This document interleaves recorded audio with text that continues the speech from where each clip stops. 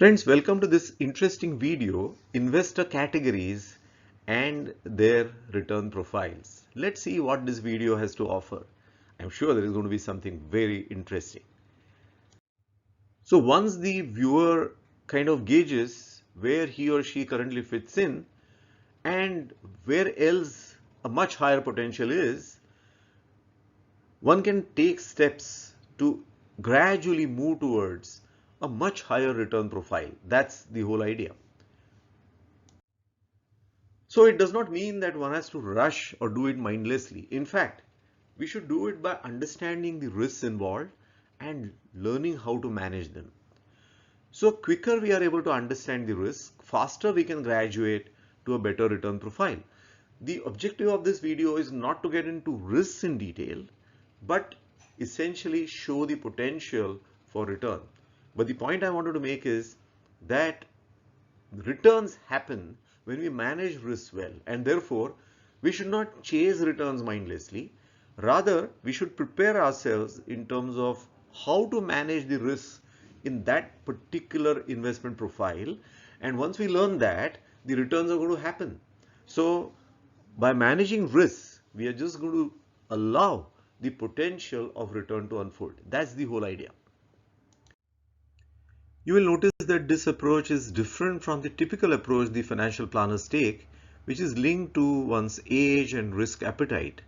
In fact, to my mind, allocation to different assets, particularly to higher risk assets like equity, should be purely based on the understanding and management of risks and nothing else. Now, let us look at the typical indicative returns under different financial assets. There could be some variations in them, I agree. They are indicative only, but they surely can tell us some directional stuff for sure. So here I have broadly put in the return potential. So if you're talking about time deposits or money market mutual funds, we are broadly talking about 6% per year. Of course, this is in the Indian context. Government bonds could be around 7%, corporate bonds 8%, gold 9%, balance funds which involve both equity and debt about 12%, managed equity funds about 15%. Now one could argue how come an index fund can give 16%, but we know that only about 8 to 20% funds are able to beat an index. The balance lag an index, and therefore I have put a number slightly lower than an index fund. An index fund which say invests in the top 50 or top 30 stocks in India, about 16%, and shares, if one directly invests into shares, there is a potential for 20% plus. Now you would agree with me that the overall return on the entire investment pool would depend on our allocation to different asset classes. So somebody may have 20% allocation to equity and one is able to generate fabulous return there, but then because the allocation is only 20%, the overall return would still tend to be reasonably low, isn't it? So if we are able to allocate higher to higher yielding assets, better would be the overall return. That's the idea. And we all know the power of compounding. Here are some compounded numbers. Let's see what 1 lakh potentially can become in 25 years on a monthly compounded basis. If it is 6%, then 1 lakh in 25 years can become 4,46,497. But if you are able to improve the return profile to say 12%, it can be 19,78,846. And if you are able to improve it to 20%, it can be 1,42,42,145. So if you are able to gradually improve our return from 6 to 9 to 12 to 17 to 20, we can definitely generate a much higher pool over a period of time. Let's see how we would be able to achieve that in a step-by-step way. Now, what traditional investors do who are very scared of stock markets, they put 80% of their money in, say, time deposits, not even money market mutual funds, generally time deposits with banks, and they put 20% in gold. Now, you will see that with this kind of an allocation, if we are able to look at the weighted average, so 6% into 80% and 9% into 20%, the weighted average return is just going to be 6.6%, right? Now let's look at a conservative investor who steps out of the deposit comfort zone and gradually starts allocating money to other funds like government bonds or mutual funds which invest in government bonds. Similarly, corporate bonds or mutual funds which invest in corporate bonds. So he has put in or she has put in some 20% into the other two. So 60, 10, 10, 20. Now from 6.6%, the return profile improves to 6.9%. Then there could be a curious investor who knows the potential of equity but still not very sure. So instead of the government bonds and corporate bonds, that person invests in balance funds where he or she gets exposure to both the debt funds, which is the government bonds and corporate bonds, and also equity. So one has taken a baby step in terms of taking exposure to equity, but not in a very wholehearted manner.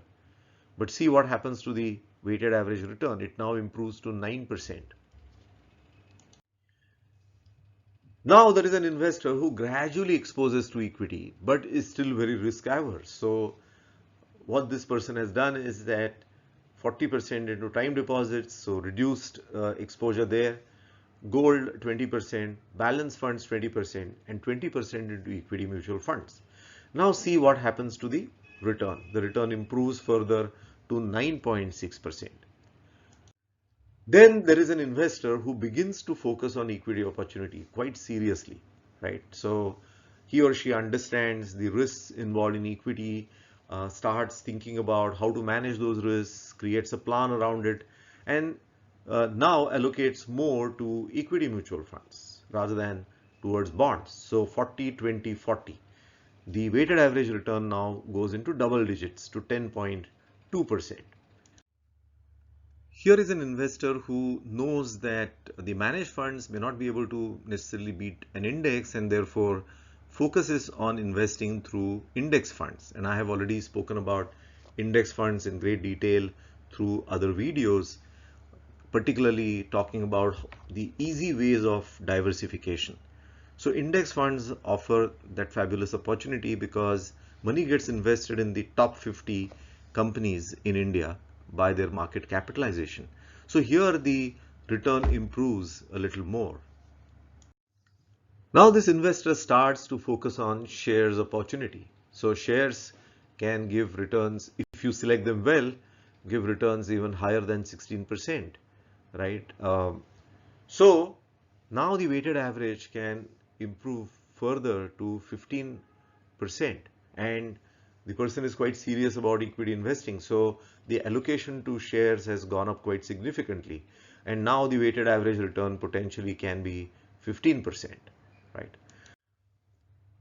Then this investor starts enjoying the stock market ride, so nothing else will do, and naturally the allocation to gold and time deposits has actually shrunk further, and allocation to shares has improved. Now see what happens to the weighted average return. Again, as I repeated earlier, or as I mentioned earlier, this should be done by understanding risk. And of course, I have series of videos on equity investing principles, so you can definitely explore those. But the point I'm making is that you can improve your return potential to 17.5%, not just on the equity portfolio, but on your entire investment pool, which is quite healthy. And then there is a committed equity investor who says nothing else would do and would allocate 90% to shares and just 5% to gold and time deposits. Time deposits and money market mutual funds are important for the purpose of cash management because you are required to make commitments and you have to fulfill those commitments which are going to come up in the next 1 year. Of course, from the shares you're going to get a dividend stream, but nonetheless you have to manage your commitments well, and therefore 5% in time deposits is kept, right? And then the shares are 90%. Now see what happens to the weighted average return. It is 18.8%. Now the question arises, where am I right now? So let me talk about it on the next slide. So currently my allocation is just 2% to time deposits, sufficient to meet my cash commitments over say next 12 months, and gold 22%. Typically this is the family gold that any of us invest in through jewelry and things like that. So not seriously investing in gold through gold funds and things like that, but this is typically the family gold that we have, right? And then 96% goes into equity shares. Now, when you put allocation to this extent, your return goes up further to 19 and a half. Now, this does not mean, as I mentioned earlier, you do mindless investing. In fact, you learn to manage the risk. And this is where defensive investing becomes very, very important. And I have talked about those methods in my series on equity investing. So you can surely explore that.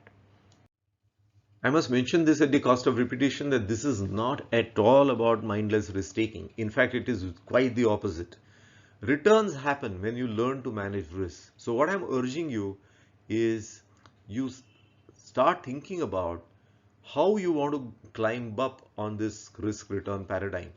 At the bottom, you have this paradigm of 6% return on time deposits. On the top end, you have 20% return potential. So gradually, if you are able to understand those risks, and that's, I can assure you, is not complicated. Once you start implementing that, you will be able to achieve a significantly higher return by gradually allocating more of your investment pool to equities. Now, if I look back about 12 years ago, barely 25 to 30% of my allocation was to equities. And over a period of time, I have actually increased the allocation to equities as I started understanding this animal called as market, and I created methods to manage my risks. So please explore my videos in the equity investing series, and they will give you ample clue in terms of how you can manage those risks. So for more such videos, do explore our channel, Dr. Abhijit Fadnis. Thank you very much.